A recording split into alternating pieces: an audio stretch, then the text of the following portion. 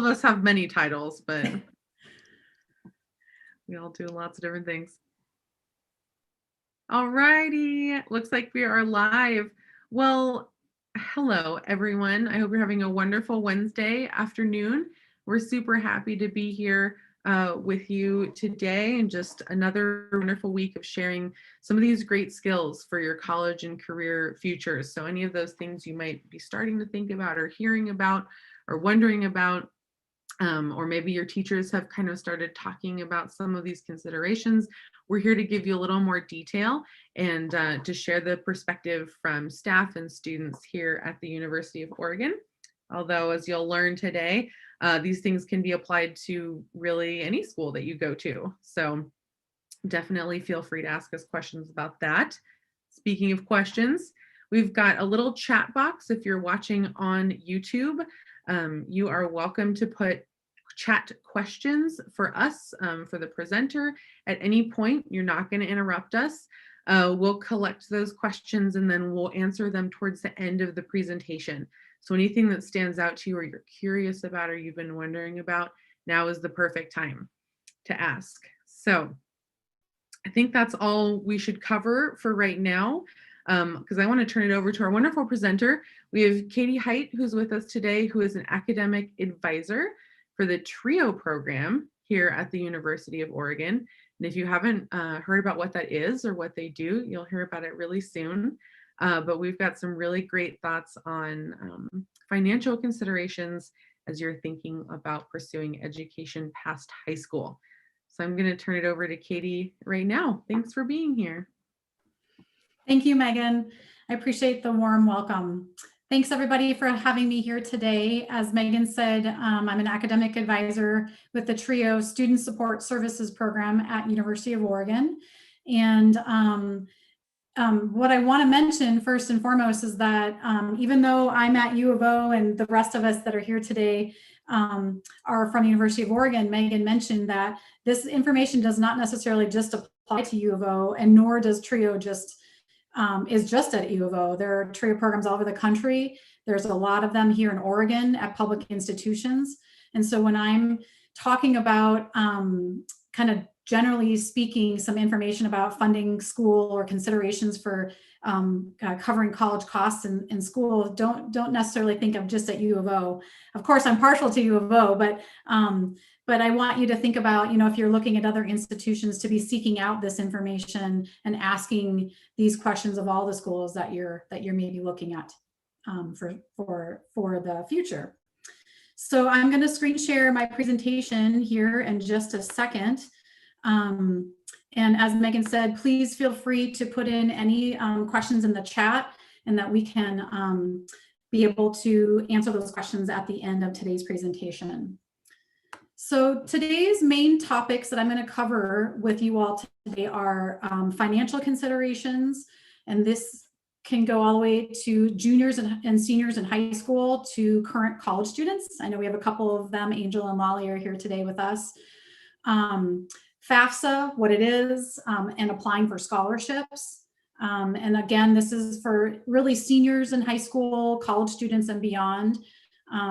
As you all probably understand that just even though you're in high school now, even Lolly and Angel, they have to think about their sophomore year, their junior year, their senior year and beyond. And so this process of applying for FAFSA and scholarships and funding is kind of an annual thing that students have to do.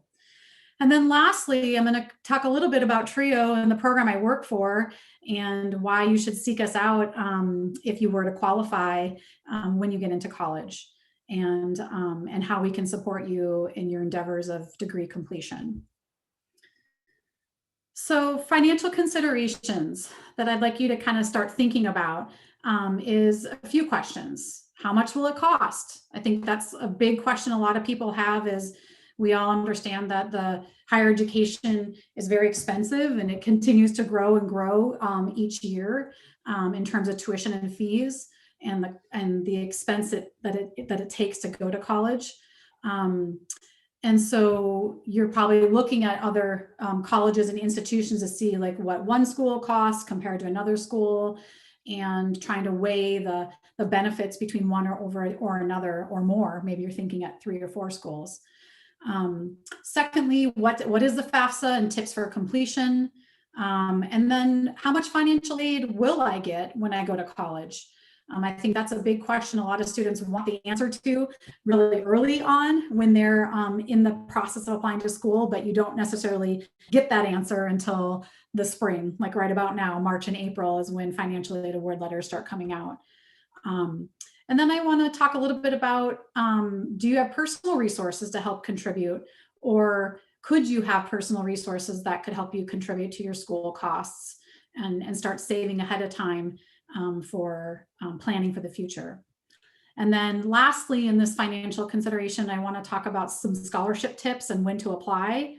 I think this one needs in and of itself a lot of attention and could be just even an hour presentation all on its own. I know I give these kinds of presentations to my students in TRIO at UO, and so does the financial aid office. So I'm going to just sort of touch on some really important tips for scholarships and things that you all in high school can be thinking about ahead of time so that you can sort of help your financial aid situations before you even get to college.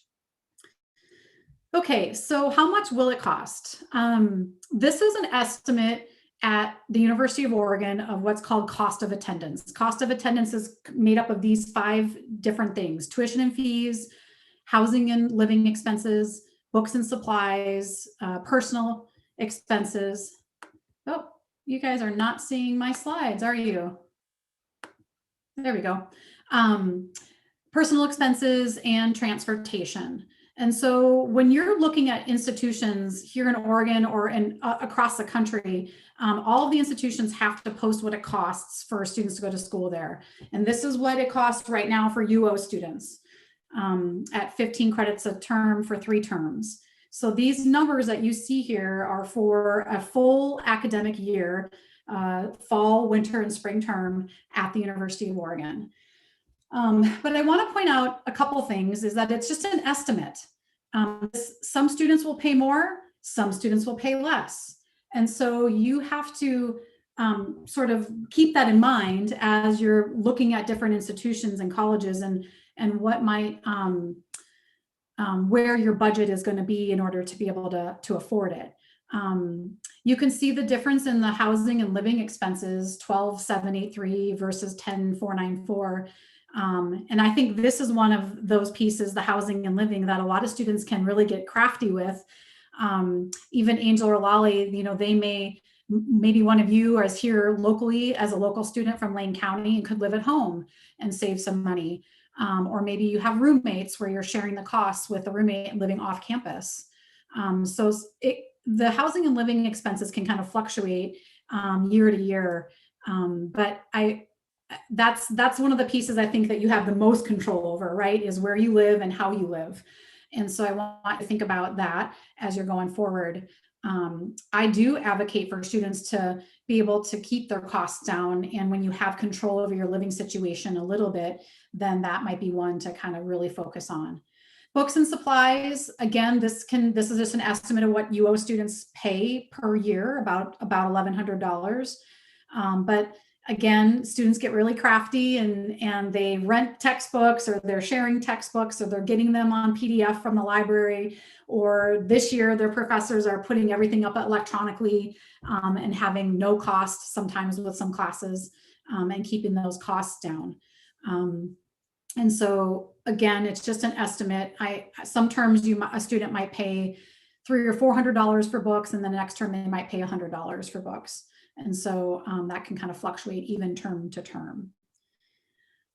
Personal expenses, again, it's just based on what the average student at U of O might pay for things like dinners out, movies, concert tickets, things that are kind of social and extracurricular for that student. So you can, again, have control over your personal spending habits.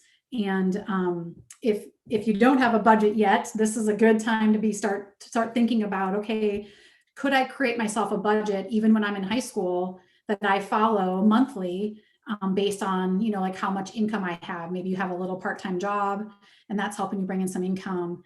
and just sort of budgeting that money for yourself. And that's a really good habit to get into as you get into college, when there's going to be other expenses that come up beyond the expenses you have now as a high school student. Transportation, again, that's things like bus passes, although the bus pass in Eugene is free for UO students, but maybe it's gas in your car or things like that. And so again, that can fluctuate too. The one thing that doesn't really fluctuate too much is tuition and fees. That might change year to year, but it's not going to necessarily change within a year. So important to think about that. The more credits you take, the more expensive it will be for you to go to school. And then the less credits you take, of course, it's a little less expensive. Okay. All incoming students at UO have a one-time matriculation fee of about $450. You never pay it again. It's just a one-time fee that's put on your bill in your first term at U of O. But I always like to mention that, especially for the high school students that are in attendance today who might say, what is that bill? Or what's that fee on my student account? I've never seen that before. But you will never have that again, okay? So the other thing I want to point out is that that this is just an estimate and it will change from year to year. Typically tuition and fees go up a little bit each year, and typically housing and living expenses go up a little bit each year. So currently right now, this is about $30,000. If you add up all those numbers, about $30,000 in cost of attendance at UO for an in-state resident. I believe most of you that are in this presentation today are in-state students here in Oregon, but if you're not, and you're an out-of-state student, then it's more. Tuition fees are higher, usually about, it's usually about twice as high, probably closer to about 57,000 cost of attendance, thereabouts. Okay. So how do you afford all this, right? That's a big question. I know some of you in this presentation have already heard about FAFSA. Maybe your counselors in high school are talking about FAFSA, and I'm assuming, Angel, you and Lolly have done FAFSAs every year you've been in school. But FAFSA is the main application that students should be applying for annually to be considered for federal financial aid. Okay, and so the seniors that are in this presentation now, I'm assuming or encouraging that you've probably done your FAFSA already for school for the next school year. And Angel and Lolly, you probably have done yours too for next year. The studentaid.ed.gov website is the main page for FAFSA. It's a U.S. Department of Education program, and they are the folks that distribute federal student loans to students and federal Pell Grants and other types of financial aid. So the FAFSA is available right now. It actually has an early open date. It opens on October 1st every year. So you could even have submitted a FAFSA back in October, almost a year in advance of when you were going to be applying for aid. I actually encourage students to do it in October and November so that they don't forget about it and have to rush at the very end. The FAFSA does ask for 2-year-old tax and income information. So that would be 2019 tax and income information that students are reporting for themselves and from their parents. And that is the 2-year-old tax return model is to help families plan ahead. But we do know that things change from now and from 2 years ago. So what's important is that you do the FAFSA based on the 2019 tax and income information. But if something has drastically changed in your financial situation with your family or you as a student, then it's vital that you talk to your financial aid offices and say, look, this happened. My parent lost a job, the pandemic hit, both parents lost a job. We have a reduced income, drastically reduced income. So then they can do a special consideration for you and decide if they can make you eligible for more financial aid, okay? But nonetheless, you still do the FAFSA based on the 2019 tax and income information. If some of you are familiar with FAFSA, there is this nifty data retrieval tool to import this tax and income information right into your FAFSA. It is the foolproof way to submit a FAFSA because it's going to electronically pull the information from IRS right into your form. And then you don't have to potentially type any errors on your FAFSA or have any mistypes that would potentially throw your FAFSA numbers really off. Once you submit a FAFSA at U of O anyways, about a week later, the University of Oregon Financial Aid Office gets that data and they tell you, hey, we have your FAFSA. You'll get a package offer from us or an offer from us soon, okay? My continuing students like Angel and Lolly, they don't get their offers until June, till the end of the school year. But all of you new incoming students are going to start to see these offers coming soon. Usually the financial aid office will talk about mid-March is when offers start to come out. So be paying attention for that information, not just from U of O, but from other institutions, and that they start to get that financial aid information out to you ahead of time. But you also will get what's called a student aid report. It's a PDF document of your FAFSA and every single question that you answered on it. And so I strongly encourage students to read it, go through every single question you answered, make sure it looks accurate to you. If you catch an error that you made, okay, so be it, go back in and correct that. And then FAFSA will update it with a correction for you. But don't worry that you made an error. It's okay.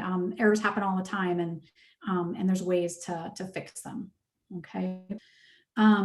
Some other specific tips about FAFSA is that the UO priority deadline is March 1st. Okay, so that was just 3 days ago was our priority deadline at UO. And what that means is that institutions will determine a priority deadline in order to have a timeline, if you will, that students can apply and to be considered for the best types of financial aid at that school. Okay, so UO first priority deadline was March 1st. Not every school has that deadline. I would encourage you to look at the institutions that you're applying to see what their deadlines are. But the FAFSA opens across the country on October 1st.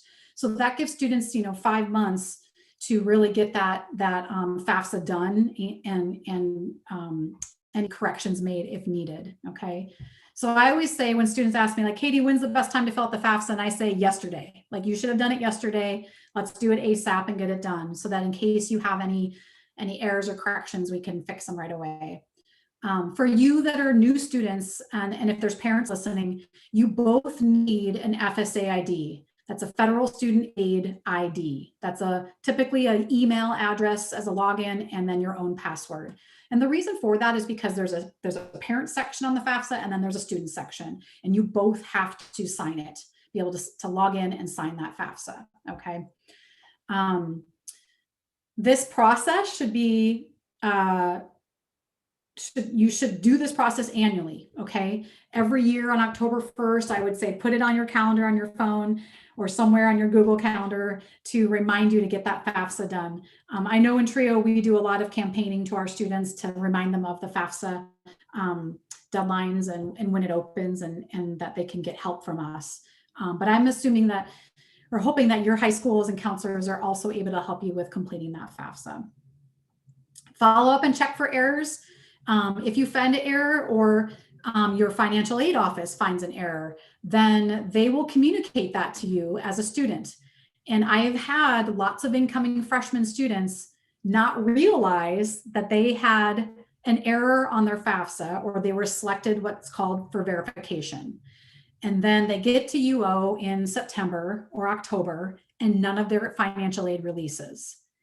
And then they realize that back in February or March, they were told by email probably that they were selected for verification at UO, but they didn't do anything with it, or they forgot, or they didn't realize that was something really important. So it's really vital that you are kind of following up with financial aid offices to make sure that there's nothing more that they need, that they have your FAFSA, it looks good, and that there's no follow-up information. So be careful that even though you've done the FAFSA and UO says they have it, there still could be some lingering things that come up where they need to have you submit further documentation. So don't get caught in that sort of timeline of not knowing that it was that you were selected for something like that. But it's not the end of the world. Things can be resolved really late in the year, but it does delay financial aid being released to a student. Okay, so then I want to talk a little bit about the actual offer that you're going to get. The financial aid, it's really important that students understand that this is made up of lots of different things: scholarships that you may have applied to, grants like the federal Pell Grant or the Oregon Opportunity Grant, student loans, federal student loans, a parent loan that might be offered to you, to the parent in the family, and then work study. Okay, those are the big five that I want to talk about today. And there's a few other programs, but they're typically very specific to UO, so I don't want to mention them necessarily all today. But when you think about your financial aid offer and what you're looking at from an institution, these are kind of the common five. These are based on your expected family contribution. So this is all tied to that FAFSA data. Okay, so that's why the FAFSA is important. That's the only way that you will have an offer from financial aid at the school that you're applying to. And remember, expected family contribution, it takes into account income, student and family income and assets, employment expenses, basic living expenses for the number of people in your household, and how many kids are in college. So if there's a couple kiddos, couple siblings that are going to be in school, that makes a difference on a financial aid offer. Okay. If you look at your offer and you go and you think, wow, cost of attendance at UO is about $30,000, but my offer maybe is only $25,000.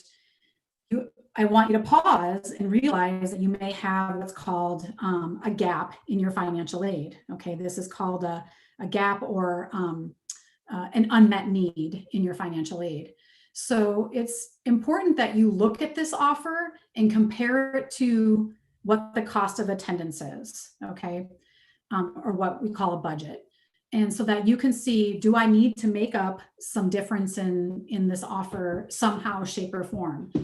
Obviously, the big one that comes to my mind and should for all of you is the scholarships. Are there other scholarships that I could be applying for? And I'm going to talk about scholarships in just a minute, but that's where a lot of students can sort of make up the difference in their financial aid, is if they can secure some scholarships well ahead of their time of going to college. And even for students like Angel and Lolly, who are already at UO, they could be looking at scholarships from year to year as well. I often find that some scholarship students bring in from high school are only for 1 year, but then they don't extend them to their second, third, and fourth year. And so that's great to have all of that funding in year one, but then I challenge a student to think about, okay, how are you going to fund year 2, year 3, and year 4, right? And so again, this scholarship process is annual. It's something that students really need to think about long-term, not just that first year in college. Or to be thinking about what bigger scholarships are out there that I could apply to that might be what we call like a continuing or a rolling scholarship, one that a student can have for multiple years. Okay. The grants, typically you don't apply for. Grants are typically what you are eligible for based on your financial aid data, your FAFSA data. Okay. So the Pell Grant and the Oregon Opportunity are both tied to expected family contribution. And remember, grants are not money that you ever have to pay back. That's money that's free for you, kind of like a scholarship, but it's typically either state funded or federally funded. And in this case, the Pell is federally funded, and the Oregon Opportunity Grant is for Oregonians, Oregon students that meet the financial aid criteria. Now, student loans and parent loans are totally separate. That's money that's going to be offered to you as a student that could supplement your financial aid to help you cover this unmet need that you might have. And so you have a choice to make. Do I take my student loans? Am I in a position where I don't have to take them? Or do I have to take all of them and sort of kind of make up this unmet need? But a lot of the students I work with in TRIO, they don't have a lot of resources coming into college. And so, and oftentimes their parents can't take the parent loan or won't take the parent loan to help them pay for school. So then they get kind of stuck in this sort of difficult spot, if you will, of, okay, I only have so much aid offered to me. So how do I make up this difference? So I want you to start thinking about that now as a junior, even as a senior, of, okay, let's talk to my family. Let's sit down and have a really great chat about how are we going to be able to fund this, not just for year one, but think about year 2 and year 3. And what kind of commitment can your family make to taking out loans for you as a student or potentially from the parent. And then lastly is work study. And work study is a federal aid program. And it's just an opportunity for students to earn a little money while they're in college in a work study job. In fact, Angel and Molly's jobs might be considered work study with the SAIL program, where they earn a monthly income.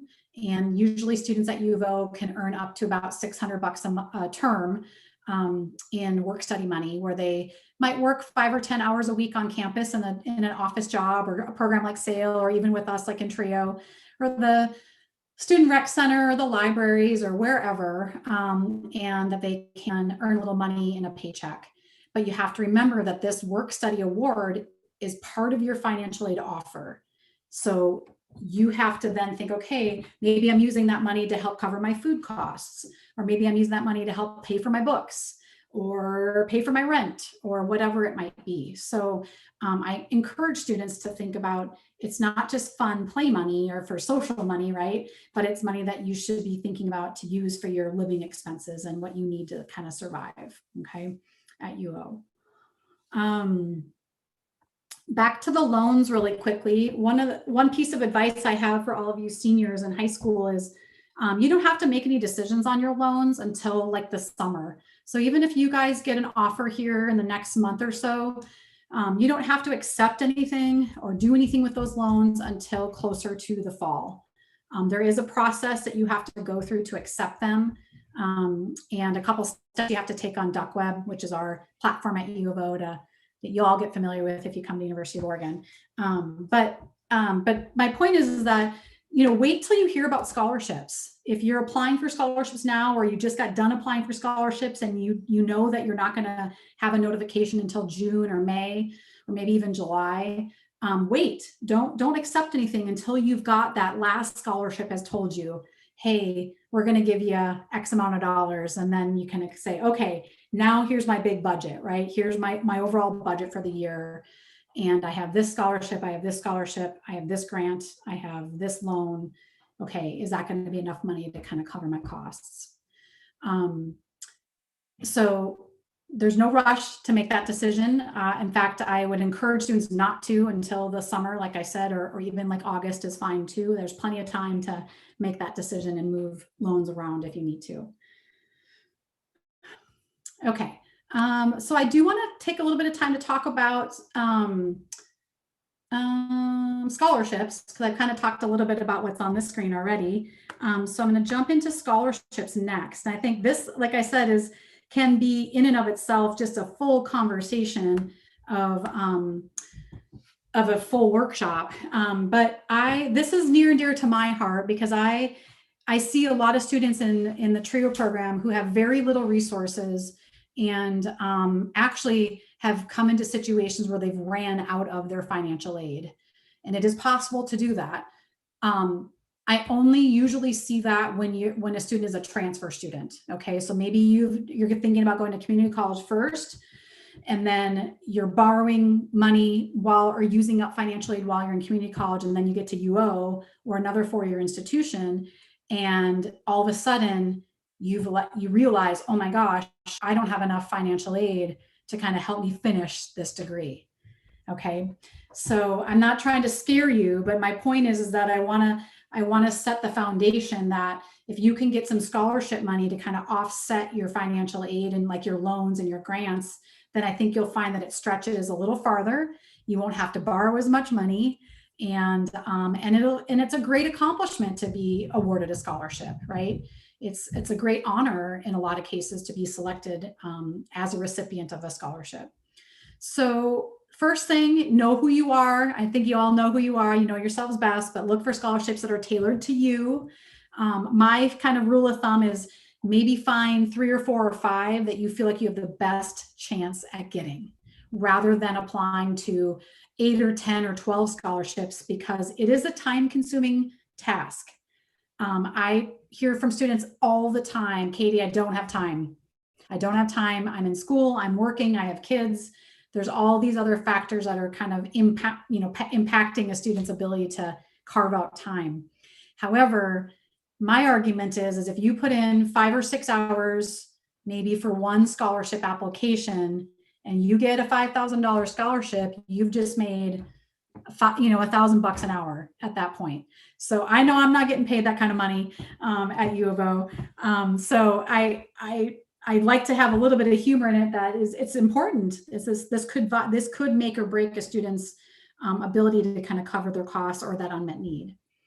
Deadlines at U of O usually fall between January and April. We've just passed a whole bunch of deadlines at UO. March 1st is kind of a big one in terms of scholarships. So start early. Start looking at scholarship opportunities at your institutions early.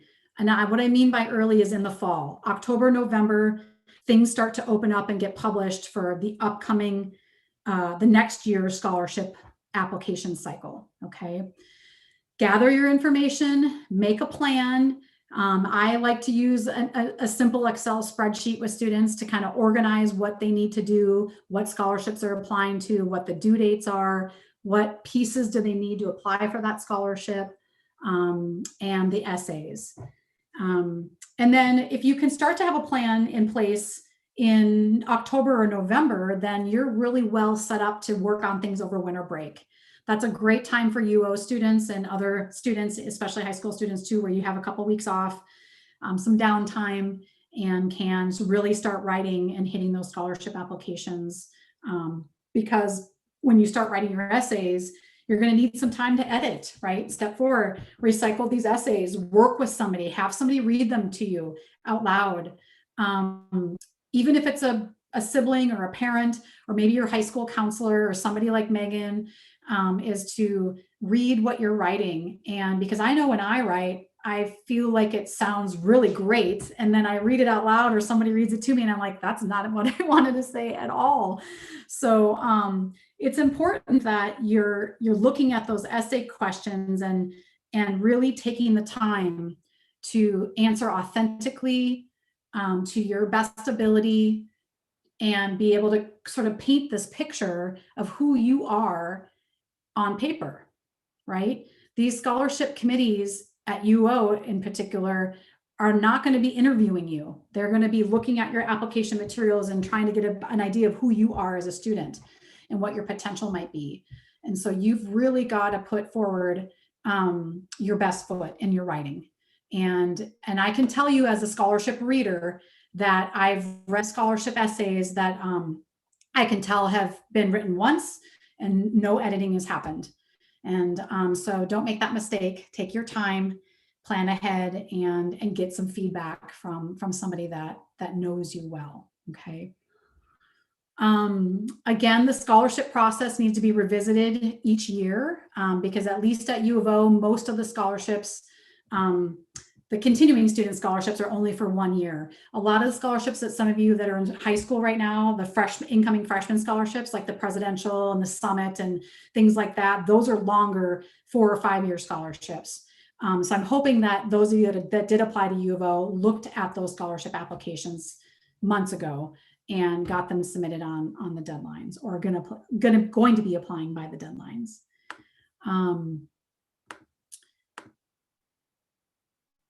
Some of the things that you might see in a scholarship application are things like a letter of recommendation. And this is one of those pieces that I want you to really think about who in your life, a mentor, a high school counselor, a teacher, a coach, somebody you volunteer or work for, maybe somebody you babysit for, like you nanny for, who in your life knows you really well and could talk really candidly about why you would be a good scholarship candidate. And start thinking about who that might be and ask them. Go to them, talk to them in person or on Zoom, have a chat and say, hey, I'm applying for school. I'm applying for this particular scholarship. And I think you would be a really great person to write a letter of recommendation for me. Would you be willing to do that? And tell them why you chose them. But I want you to think about that ahead of time, because most people need some notice. 3 or 4 weeks notice is usually pretty adequate amount of time. And then there'll be those cases where somebody says, no, I don't feel comfortable writing that letter, or I don't feel like I know you well enough, or I don't have time, or whatever excuse that or reason that they can't do it. And so then you have to go to your second or third or fourth option. Okay. And it's also okay to ask that person to write for more than one scholarship. Now, for people outside of academia, like high school or like coaches and maybe people you volunteer or work for, that might be a big ask for them, but make it easy on them. Help them write this letter for you. Give them, if you have a resume, give them your resume. If you don't, maybe help them kind of with understanding the scholarship a little bit more. And or scholarships, plural, that you're applying to. But if you're in academia already and you're asking a teacher, or you're asking a high school counselor, or you're asking a professor at UO, or somebody like me, an academic advisor, I am used to be writing more than one letter of recommendation for a student. And once I have a base down, it's easy for me to kind of recreate that document, right, for multiple different scholarships. So don't be afraid to ask somebody for that. And it's good practice, very good practice, because at some point in college, and Megan or Lolly and Angel can kind of attest to this, you're going to need another letter of recommendation at some point, whether it's for an internship, a job, graduate school. Lolly has a graduate school interview tomorrow, things like that, where you've got to get into that practice of being comfortable in being uncomfortable situations of asking somebody to write something like this for you. Okay. Sometimes scholarships require a project or a commitment that you have to do if you're a recipient of that scholarship. So just kind of think about that ahead of time. Are you willing to commit or do a project for that scholarship? And then, do you have the time? Have you budgeted your time well enough to be able to make the deadline? Again, when students rush scholarship applications, it's really obvious. And then it's very obvious when they've taken their time also and really put some thought into their essay questions. Okay. Okay, so the next slide is very specific to UO, but I do want to kind of end to Oregon students in general. But if you are applying to University of Oregon, your best friend in the scholarship world is going to be the UO scholarship dashboard. It is the entry point for scholarships at UO. From the financial aid office and most of the colleges across campus. Okay. When you access this dashboard, you must have Duck ID. So I think pretty sure you have to have a Duck ID. At least I know my continuing students all have them. But you want to be able to log in and fill out this general application first. It's kind of like a filtering application, and then it'll open up additional scholarships that you can apply for. Okay. And so this is sort of the platform that UO has now gone to. Most of the colleges on campus are using it now. So if you're going to apply for a scholarship in the College of Design, or maybe it's in the College of Business or something like that, they're all filtering through this dashboard. Okay.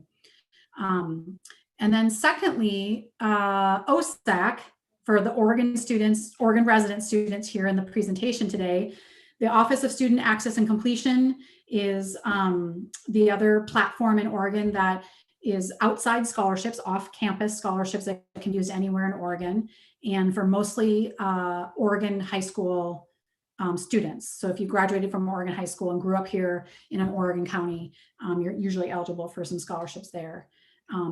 But that portal, that scholarship portal, has got over 500 scholarships in it. So you've got to set your filters and make sure that you're not digging through every single one of those scholarships, but that you're just looking at the ones that you're eligible to apply for. The OSAC application deadline is always March 1st. So that was 3 days ago.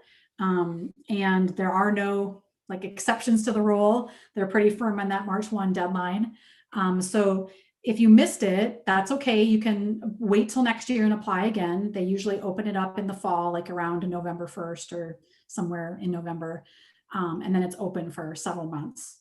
But what's really nice about the OSAC money is that it's off-campus money. So what that means is that it typically can be used for any educational expenses, tuition and fees, housing, books, personal expenses, etc. Some of the scholarships at UO can only go towards tuition and fees, okay? So you want to be careful that you're sort of applying to both types of scholarships, one that could cover some tuition and fees and one that could cover housing and books for that matter, okay? Because in a student's financial aid package, you can have both types of these scholarships, okay? You could have multiple scholarships that sort of get stacked into your financial aid. But I can't stress enough how important this process is year after year. It's not just for the high school seniors. It's for my freshmen that are here at UO, my sophomores, my juniors, and even potentially grad students who are going on to graduate school at the same institution.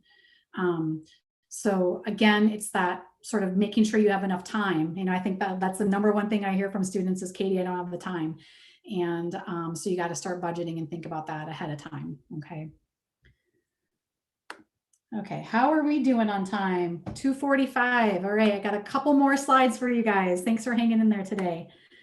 Okay, so lastly, I have to do a shameless plug about the program I work for, which is called TRIO, and specifically Student Support Services, SSS. So TRIO is a college retention program to assist undergrad students in obtaining their bachelor's degrees. So my whole job at University of Oregon is to help students get through the muddy waters of being in college, understand sort of the nuances and bureaucracy of higher education, choose classes, make an academic plan, change their major, add a major, whatever it might be, and help you kind of in those times, like celebrate with you in the times that you need to celebrate when you have, all those A grades or something really great happens to you, but also when they're not going great and you're struggling. Maybe you're failing a class. Maybe you're struggling with finances, or maybe you've had something happen in your personal life that's impacting school. And so I get to work with my students on a daily basis in an advising capacity in the TRIO program. And so we provide academic advising, personal counseling support, financial guidance. As you all know, I know a lot about financial aid and scholarships. And so I try to help my students figure out how to afford college and do that on a yearly basis with them, but also have a connection. Our students oftentimes feel disconnected at big institutions like UO. And so it's really important to us that students that are coming into the TRIO program have sort of a home base, that you have a place that you can go to on a campus like UO or Oregon State or wherever in the country that you can go to and turn to with anything, with any question. If I can't answer that question, I'm going to turn to people like Megan. I'm going to turn to people, all my colleagues across campus, to help that student kind of figure out what they need to know. Okay. So if you feel like having wraparound sort of support in college is going to be important for you, then I really strongly encourage you to look for a TRIO program at your institution. There are 3 main criteria to be eligible. You don't have to meet all 3 criteria, but you do have to identify with at least one of them.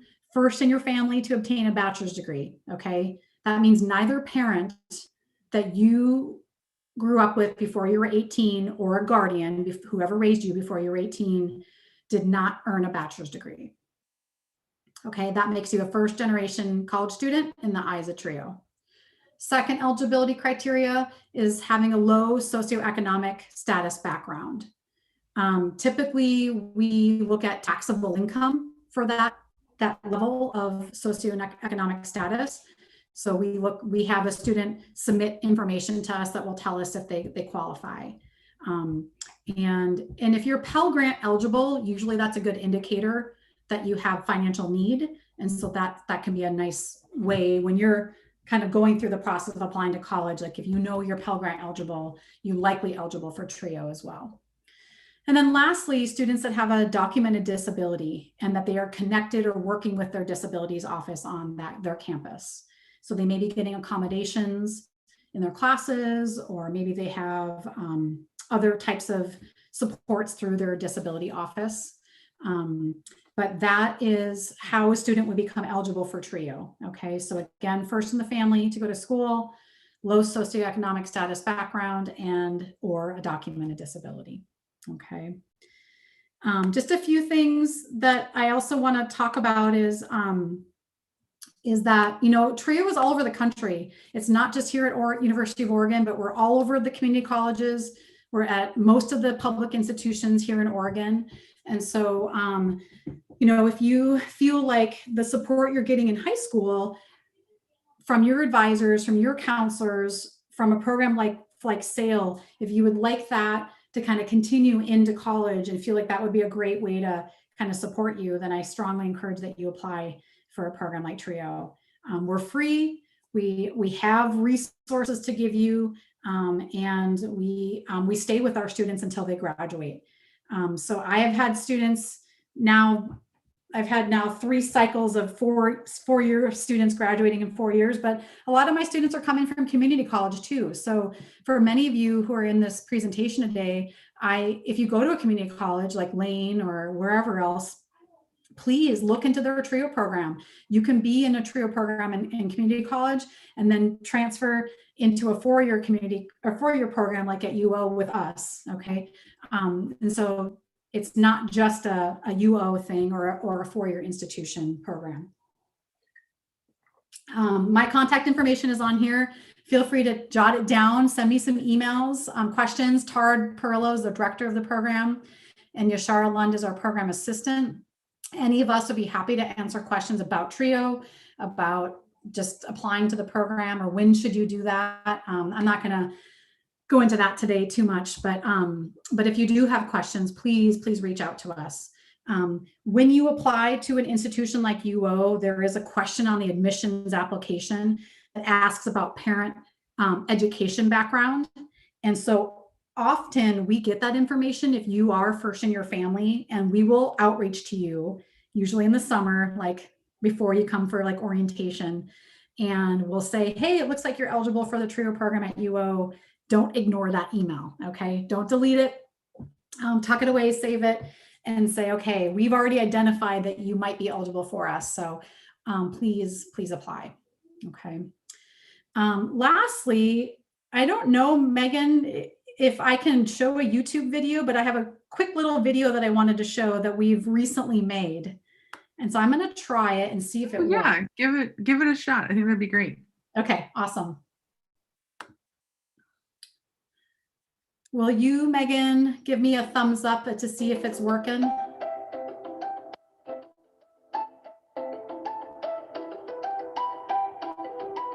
I am not seeing the video. I can hear the music. Okay.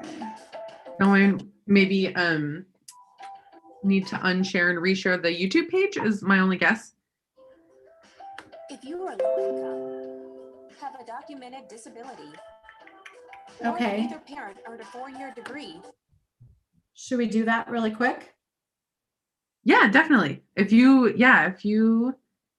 can share the YouTube video or like the page that it's playing on.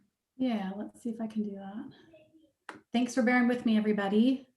I think we all know that it takes some creativity to get everything to work together. So Right. certainly know that it's SAIL. There we go. Perfect.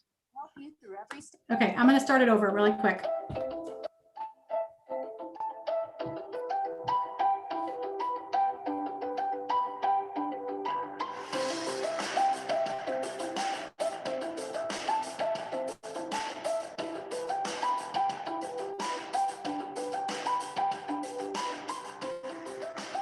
If you are low income, have a documented disability, or if neither parent earned a 4-year degree, you may qualify for the extensive resources TRIO SSS has to offer.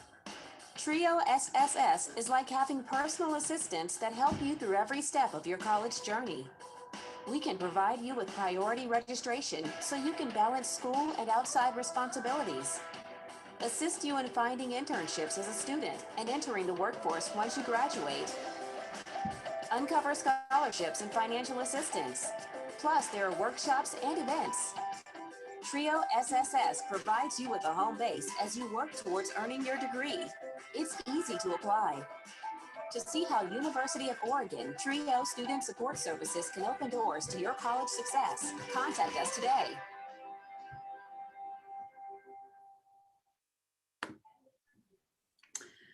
Great. That So was that's all perfect. I've got Thank for you. today.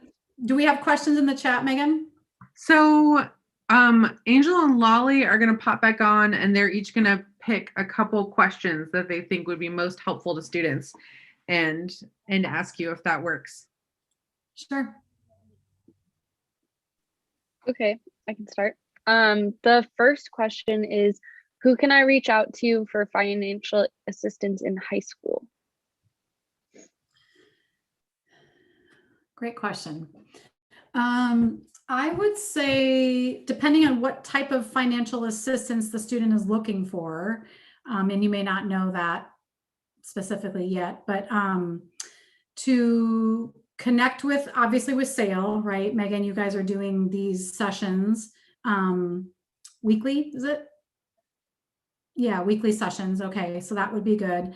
And then also, I would imagine the high school counselors would have some good information about financial aid and the process for financial assistance applying for college.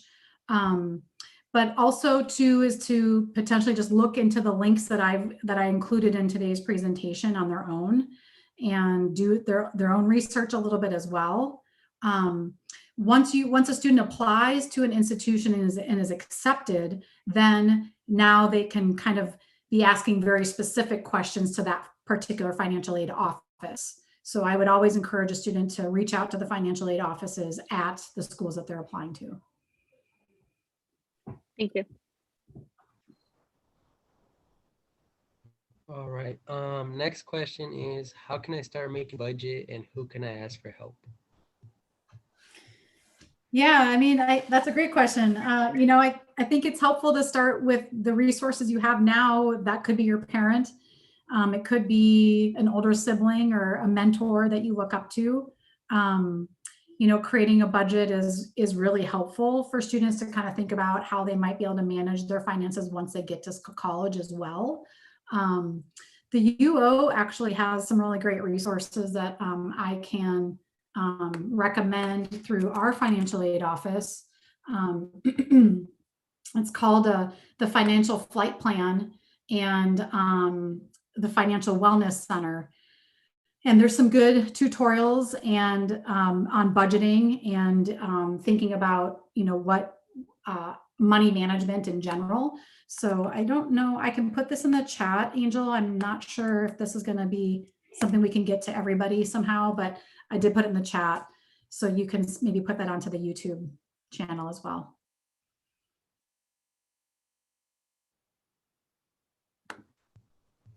Another question is, how personal should you get in a scholarship essay? Great question. That's a tough one. I would say you want to, feel comfortable sharing your background, sharing experiences that you've had. Maybe they've been challenges or difficult things that you've overcome, but scholarship committees want to see that you've overcame a difficult time maybe in your life. And so it is important to be able to kind of speak in a personal way, but not so personal that it kind of brings up all these really hard emotions, right? That can be really challenging for students to do. So I usually recommend that students sort of kind of mind dump on paper, like just type out a bunch of thoughts initially. Doesn't have to have any rhyme or reason to it, or it doesn't have to make any sense really, but to just put a bunch of thoughts on paper and then start to formulate how to answer the essay questions in a way that sort of portrays that maybe you've had some challenges in your life, or maybe not. Maybe it's been pretty easy and you're like, oh, this is really hard for me to answer. But I would encourage a student to think about like, was there a challenging point in your family dynamics? Was there something that happened to you as a young child, or maybe an academic or a sport related situation that you faced as a high school student that was a challenge? And being willing to be a little bit vulnerable in these essays is important so that the committees can understand who you are as a person, but also not so vulnerable that it's really emotional to write. So you just have to kind of find that balance of enough information that you feel is appropriate to share. Great question. Cool, thank you. Another question is actually about the TRIO program. Yeah. So is the TRIO program only provided directly from the U of O? No, not at all. It's all over the country. So the U.S. Department of Education funds our TRIO program. We're on a federal grant. And the federal TRIO programs have been around since the 1960s, late 60s. And we've been at U of O since about 1980, 1979. So quite a while. But they're all over the country. They're at community colleges. They are even in high schools with Upward Bound or Talent Search. Those are also TRIO programs. But SSS, the program I work for, Student Support Services, is in four-year and community college institutions. Angel, do you want to give a shout out about Upward Bound and how students might get involved, or if that's a good thing to get involved with? Yeah, for sure. Definitely. Thank you for sharing that, Katie. I was asking because I was raised in Albany, Oregon, and my junior year of high school, we had the program Upward Bound come into our high school. It was the very first year, and I was part of it. And that's kind of what kind of got me starting thinking about college and how I can get there. So yeah, for first generation college students like myself, I think programs like that are very life changing because they open your mind to those possibilities. So thank you for the work you do, and hopefully I get to work with them in the future as well. Yeah, great. Thank you for sharing that, Angel. That's amazing. Yeah, I mean, that's kind of like what we bridge to is these programs, these mentor programs and support programs in high schools, and really helping students see that once they launch to college, that it doesn't just stop there. Like we are a TRIO program. So there's this connection between Upward Bound and Talent Search and other programs like AVID that are very similar, and SAIL that are very similar to TRIO, but that we sort of keep going with that support once a student gets to U of O or other institutions. Yeah. Awesome. Well, that's 3 o'clock and it just flew by because there was so much great information packed in. So Katie, thank you so much for joining us today and really down to nuts and bolts about what students should start thinking about. I think that's really helpful information. And Lolly, Angel, as always, thanks for making sure everything works behind the scenes and for popping on for questions.